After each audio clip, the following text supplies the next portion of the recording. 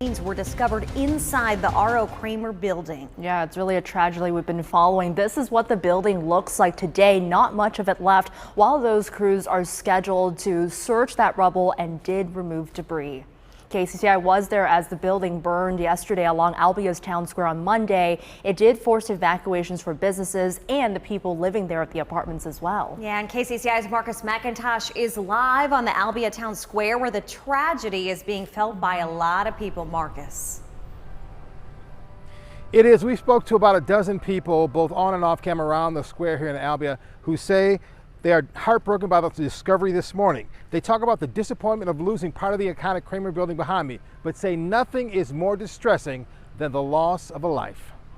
That makes it even more heartbreaking. Larry and Sharon Bettis grew up in Albia but now live in Centerville. They drove the half hour to Albia to check out the Kramer building and what is left of what once was a JCPenney. Disappointed in what they saw, but that disappointment was magnified when they learned someone died in the building fire. Devastating. I know they tried to get everybody out. We met a man who lived in one of the second floor apartments above the businesses. He said he went into the hallway Monday morning, saw smoke, and started pounding on doors to get his neighbors out. I missed one and I only got 6 out. I don't feel good about that. He says the smoke quickly took over the building.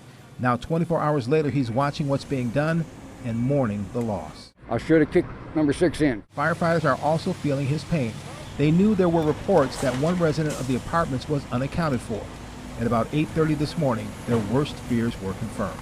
We went in to do a search and right away found a victim.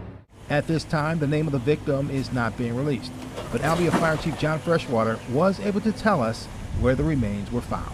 We believe it was in the origin of the room that the fire started in. Now this evening, it's not clear exactly how the fire started, but Chief Freshwater tells us in his 30 years on the Albia Fire Department, this is the first loss of life they've had due to a fire. We're live in Albia. I'm Marcus McIntosh, KCCI 8 News, Iowa's news leader.